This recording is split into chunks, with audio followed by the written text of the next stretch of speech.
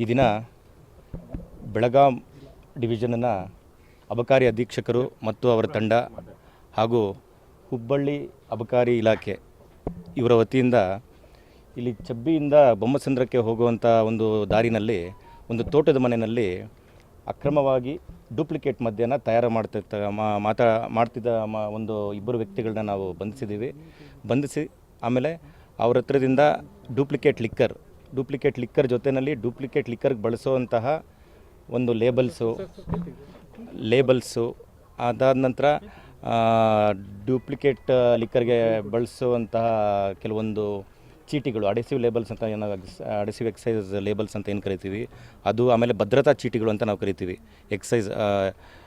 ಎಕ್ಸೈಸ್ನಲ್ಲಿ ಬಾಟ್ಲ್ಸ್ಗೆ ನಾವು ಅಂಟಿಸಿರ್ತೀವಿ.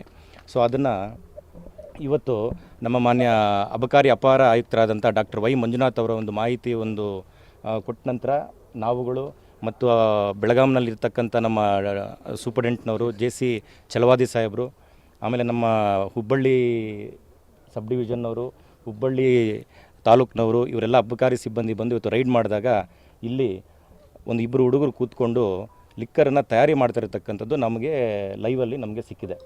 ಸೊ ಇದನ್ನೆಲ್ಲ ನಾವು ನೋಡಿದಾಗ ಇಲ್ಲಿ ಯಾವುದೂ ಸರ್ಕಾರದಿಂದ ಮಾನ್ಯತೆ ಪಡೆದಂತಹ ಲಿಕ್ಕರ್ ಯಾವುದೂ ಇರಲಿಲ್ಲ. ಇಲ್ಲಿ ಎಲ್ಲನೂ ಇನ್ಕ್ಲೂಡಿಂಗ್ ಅಲ್ಲಿ ಬ್ಲೆಂಡು ಪ್ಲಸ್ಸು ಅಡೆಸಿವ್ ಲೇಬಲ್ಲು, ಅದಕ್ಕೆ ಅಂಟಿಸ್ತಕ್ಕಂಥ ಲೇಬಲ್ಸು ಎಲ್ಲವೂ ಡೂಪ್ಲಿಕೇಟ್ ಇದ್ದಿದ್ದರಿಂದ ಇವತ್ತು ನಾವು ಇಲ್ಲೊಂದು ಮೊಕದ್ದಮೆಯನ್ನು ದಾಖಲು ಮಾಡ್ತಾಯಿದ್ದೀವಿ. ಇಲ್ಲಿ ನಾವು ಮಾಡಿರ್ತಕ್ಕಂಥ ಈ ಒಂದು ರೈಡ್ನಲ್ಲಿ ಸರಿಸುಮಾರು ಒಂದು 5 ಲಕ್ಷ ರೂಪಾಯಿ ಮದ್ಯ ಮತ್ತು ಅದಕ್ಕೆ ಬಳಸಿರತಕ್ಕಂಥ ವಸ್ತುಗಳ ಒಂದು ಮೌಲ್ಯ 5 ಲಕ್ಷ ಆಗಿರುತ್ತೆ. ಅವರು ಆಲ್ಮೋಸ್ಟು ನಮಗೆ ಸಿಕ್ಕಿದ ಮಾಹಿತಿ ಒಂದು 15-20 ದಿವಸದಿಂದ ಮಾಹಿತಿ ಇತ್ತು.